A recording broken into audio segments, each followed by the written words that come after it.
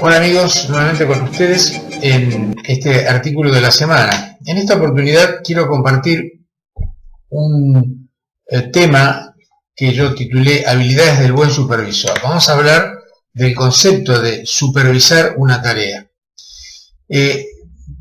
Primero un análisis rápido del título, Habilidades del buen supervisor. Ser hábil implica estar habilitado para gestionar una tarea, impulsar un emprendimiento, resolver una dificultad con éxito. La habilidad, por tanto, en principio se asocia a la destreza y a la capacidad. También, en función de este interrogante, de cuáles son las habilidades del buen supervisor, podríamos preguntarnos, ¿la función de supervisar implica tener una visión una supervisión? Es decir, el análisis mismo del concepto de la palabra supervisor nos hace pensar que alguien que está supervisando una tarea tiene una mirada trascendente, tiene una mirada que va más allá de la mirada común del equipo. En realidad, modernamente, la tarea del supervisor no se limita a mirar con, digamos, una visión extraordinaria una tarea, sino fundamentalmente a partir de su propia capacitación y a partir de las propias funciones del rol del supervisor, implica ante todo interactuar con las habilidades del trabajador que está llevando adelante esa tarea. Y esta actitud, fundamentalmente diferente a la del control y la visión especial, algo así como yo veo cosas que los demás no ven, cambia en esta concepción de qué es supervisar bien, en principio, por una interacción con el equipo de trabajo, que implica fundamentalmente observar cómo se hace la tarea y preguntarle al trabajador por qué hace la tarea de la manera en que la hace. Esto es lo que se conoce en definitiva como entrenar competencias. Comúnmente todos escuchamos hablar con frecuencia de coaching, coach, el entrenador, entrenar competencias. El concepto moderno de supervisar implica fundamentalmente esta actitud, entrenar competencias. Hemos dicho en otros artículos que las competencias son fundamentalmente los conocimientos, la capacitación que tiene el trabajador en relación a la tarea que está desarrollando.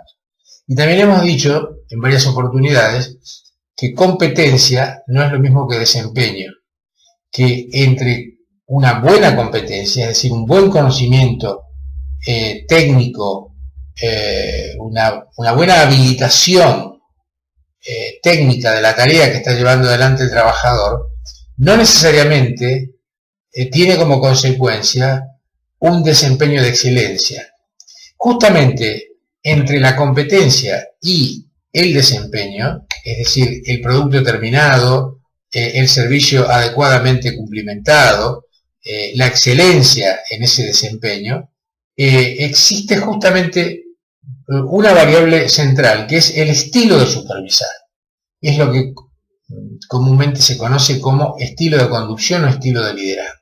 De manera tal que el estilo de la supervisión tiene una incidencia muy importante en el clima y la situación que se crea en el equipo de trabajo. En principio, cuando decimos equipo de trabajo, estamos pensando en que ese conjunto de personas realizando distintas tareas diferenciadas, complementarias, alternativas, no son meramente un grupo que están en tiempo y espacio compartiendo un tiempo y espacio, sino que son un equipo. En otra oportunidad vamos a profundizar más en este tema del equipo. ¿Qué es un equipo? Bueno, evidentemente es un grupo que tiene características muy particulares. Entre otras cosas, una diferenciación y un complemento en tiempo y forma, es decir, tanto eficaz como eficientemente en cuanto a las tareas. Tiene siempre un plan B en cuanto a la planificación de esas tareas, por si surgen inconvenientes en llevar adelante la planificación. Tiene, por supuesto, un liderazgo, tiene un coordinador de equipo, y fundamentalmente hay una representación interna del equipo, de cada uno de ellos, y de las tareas que realiza. Y si bien hay una diferenciación en las tareas, si alguno de los integrantes del equipo tiene alguna dificultad o necesita en algún momento por una circunstancia no prevista, aparece una ausencia de uno de los integrantes, automáticamente este integrante es reemplazado por alguno de los otros integrantes del equipo. Es decir, que la tarea no se detiene. Y en este sentido, entonces, la tarea del supervisor será coordinar el equipo, pero fundamentalmente será escuchar las propuestas, será analizar y evaluar los distintos estilos de hacer una tarea. Hay una forma central de llevar adelante una tarea, que es hacerla bien, pero no hay necesariamente una única forma de hacerla, más allá de algunas rutinas técnicas que deben ser observadas. Los estilos de personalidad, los distintos roles, las experiencias personales de cada uno de los integrantes del equipo, las experiencias dentro de la organización y experiencias anteriores en otras organizaciones, condicionan muchísimo la forma de los procesos de trabajo. Y esto debe ser respetado, y esto debe ser evaluado, y si esto implica algún tipo de dificultad para integrarse al equipo o algún tipo de dificultad para conseguir los objetivos, esto debe ser permanentemente analizado, y debe haber un diálogo permanente que forma parte de lo que llamamos entrenar competencias, o dicho en término anglosajón, coaching de competencias, que también implica el concepto de coaching ontológico. Esto es como son dos caras de la misma moneda, es decir, no solo analizamos los procesos de trabajo, sino que analizamos las dificultades personales que cada uno de los trabajadores tiene para llevar adelante estos procesos. Cuando esto no ocurre, cuando hay un distanciamiento, cuando hay una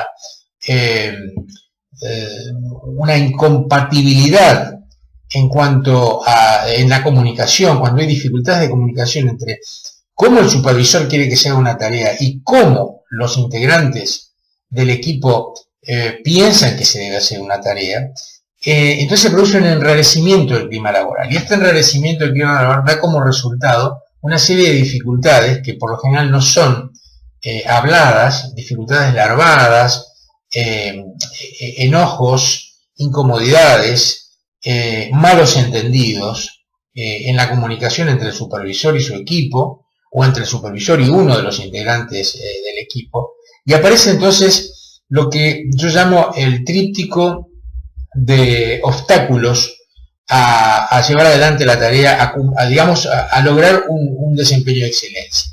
Y estos obstáculos, que yo lo definí con la frase no supo, no pudo, no supo y no quiso, implican tres tipos de dificultades. Una, el no poder. El no poder tiene que ver fundamentalmente con una dificultad, digamos, interna en el sujeto, muy vinculada a veces al estilo de personalidad. Por ejemplo, alguien dice, yo no puedo interactuar con mis compañeros porque no me animo a tal cosa, o porque no tengo capacidad para conducir, no sé cómo transmitir una consigna, cómo transmitir una determinada normativa, etc. Es decir, dificultades que tienen que ver con los estilos de personalidad. Hay estilos de personalidad que aparecen en principio como difícil de compatibilizar con determinadas tareas, por ejemplo, la venta, la interacción con los clientes, la conducción determinada dentro de procesos complejos, productivos complejos, etc. Y además el grado de responsabilidad final dentro de un proceso de trabajo. El no supo tiene que ver fundamentalmente con el obstáculo en la capacitación, es decir, yo tengo voluntad para hacer el trabajo, me animo a hacerlo, me animo a llevar adelante esta determinada tarea, pero no estoy debidamente capacitado, no me dijeron cómo hacerla, no estoy entrenado y capacitado en esta nueva actividad que tengo que improvisar y demás. Y finalmente queda lo que yo llamo el obstáculo credencial o de prejuicio o ideológico, que es el no quiso. Es decir, me animo, puedo hacerlo, pero no quiero hacerlo. No quiero hacerlo porque pienso que esto va en contra de mis intereses, porque no creo en la necesidad de tal o cual proceso o en la necesidad de hacerlo de tal manera. El supervisor me dice que lo haga así, pero esto me parece que es un capricho del supervisor, yo lo hago siempre de otra manera y creo que esto es una pérdida de tiempo. Le digo que lo hago de una manera, pero finalmente lo hago de otra y demás. Es decir, este es otro de los elementos a tener muy en cuenta.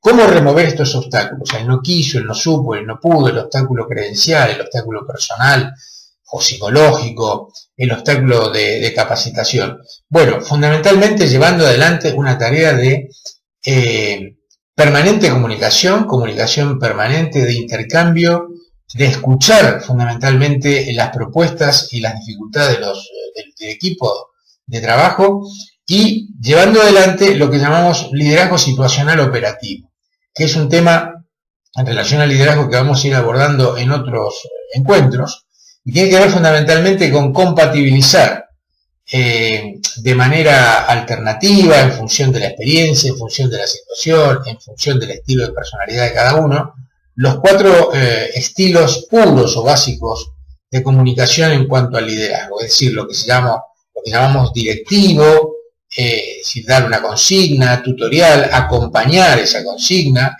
el estilo racional, es decir, explicar la consigna y delegar fundamentalmente poder para llevarla adelante, y lo que llamamos momento prescindente. El momento prescindente, dentro de un estilo de comunicación de liderazgo, implica que el trabajador sabe el trabajo que tiene que hacer, está capacitado para eso, hay una delegación responsable de poder y yo prescindo, no estoy constantemente detrás, no sobrecontrolo fundamentalmente. Y fundamentalmente no paso por encima de responsabilidades intermedias, es decir, de otros supervisores que dependen de mí o de otras instancias de control.